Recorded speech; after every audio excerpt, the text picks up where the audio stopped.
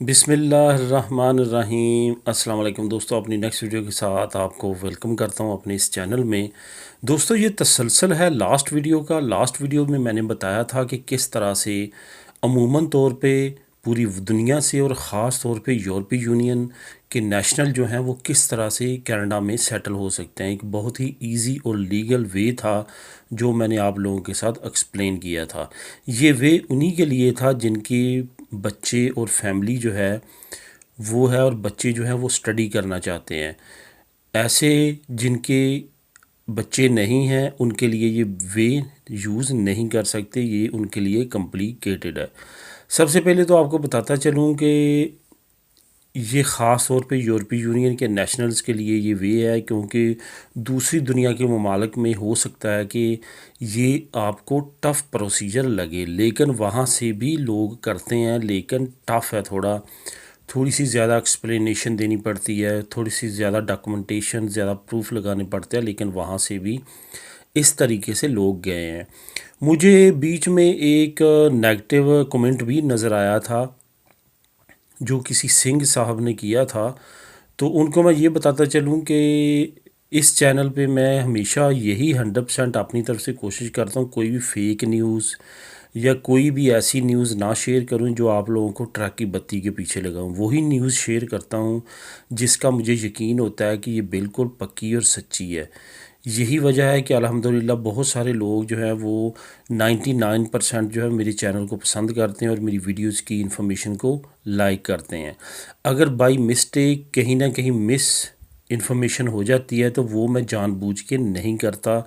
मेरी हमेशा यही कोशिश होती है कि जिस तरह मैं हमेशा करेक्ट इन्फॉर्मेशन चाहता हूँ, इसी तरह दूसरे को भी करेक्ट इन्फॉर्मेशन दूँ। उन्होंने कहा कि जो वालिदैन वो सिर्फ़ और सिर्फ विज़िट वीज़े पे जा सकते हैं, ऐसा नहीं है। मैं आप लोगों के साथ कुछ प्रूफ भी शेयर करूंगा, कुछ आर्टिकल शेयर करूंगा, वो भी आप रीड कर सकते हैं। ना सिर्फ वालिदैन वहाँ पे एज अ गार्डियन जा सकते हैं, बल्कि अगर ख़ुद नहीं जाना चाहते तो कनाडा में अगर कोई रिश्तेदार है तो उसको भी गार्डियन बना सकते हैं। यहाँ तक चॉइस है, इससे आगे अब और क्या चॉइस हो सकती है। तो इस वजह से ऐसी कोई मिस इन्फॉर्मेशन नहीं है। हमेशा जो है इन्फॉर्मेशन वही देता हूँ जिसका मुझे यकीन होता है कि ये बिल्कुल करेक्ट है। तो चलते हैं अब अपनी वीडियो की तरफ। तमाम इन्फॉर्मेशन, तमाम रिसर्च के बाद और कुछ फैमिली से बात करने के बाद ये चीज़ सामने आई है कि जो आपने स्टूडेंट वीज़ा अप्लाई करना है अपने बच्चों का, उनके लिए पर ईयर कम से कम आपके पास 10,000 कैनेडियन डॉलर होनी चाहिए। अगर कोर्स 2 साल का है, ठीक है, तो 20,000 डॉलर उस सूरत में अगर आप अपना कोई बिज़नेस या कोई ऐसी चीज़ शो नहीं करते, पीछे बैंक स्टेटमेंट शो नहीं करते, तो फिर आपने क्या करना है, डायरेक्ट 2 साल की उनकी फ़ीस जमा करवा देनी है। ठीक है, तकरीबन 2,000 डॉलर जो है, जो 20,000 डॉलर है वो तकरीबन 12,000 जो है वो यूरो बनता है।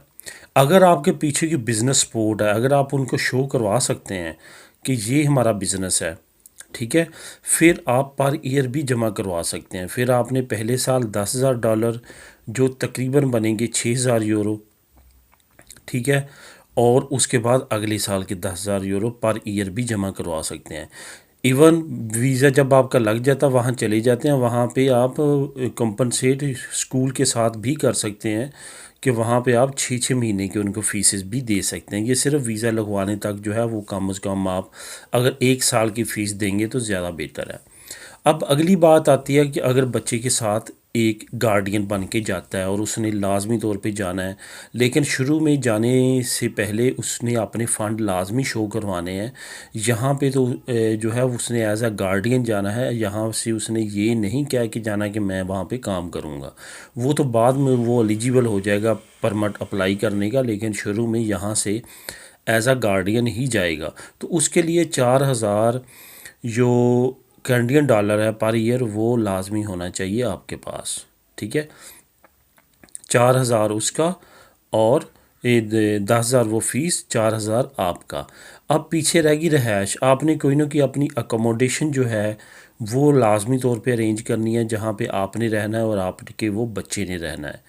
वो उसके अलावा वो आप वेरी करेगा हर जगह पे, हर सिचुएशन में कौन सी रहायश या हॉस्टल लेना चाहते हैं उसकी अलहदा है, अगर किसी के साथ शेयर करना चाहते हैं उसके लिए अलहदा है, अगर सेपरेट की घर लेना चाहते हैं उसके लिए अलहदा है।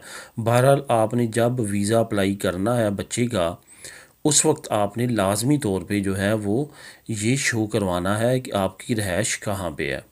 ठीक है, ये तमाम चीज़ें जो हैं ये लाजमी है जब आपने अप्लाई करना है बच्चे को, ये एम्बेसी में आपके पास होनी चाहिए।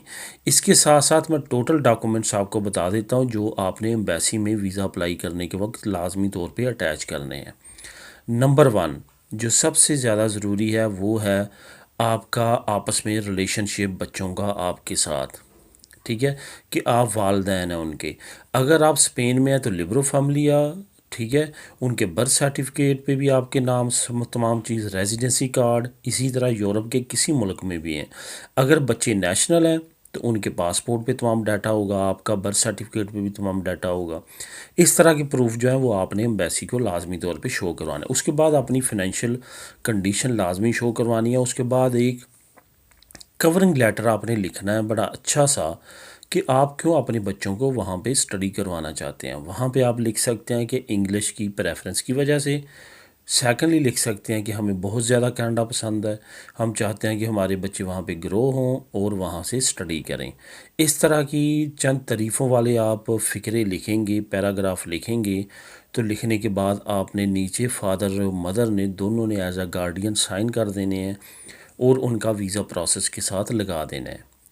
उसके बाद उनकी सबमिट कर देनी है। अगर आप यूरोप के इन ममालिक में से इन ममालिक से मुराद पुर्तगाल, स्पेन, इटली, ग्रीस, ठीक है, इन ममालिक से अगर आप अप्लाई करना चाहते हैं तो आपको पेरिस जो इनका हाई कमीशन है कनाडा का, वहाँ अप्लाई करना पड़ेगा। अदरवाइज़ हर ममालिक में बेशक एम्बेसी है कैनेडियन, लेकिन वो वीज़ा जो है वो डील नहीं करती, वो सिर्फ़ और सिर्फ अपने शहरियों को डील करती है।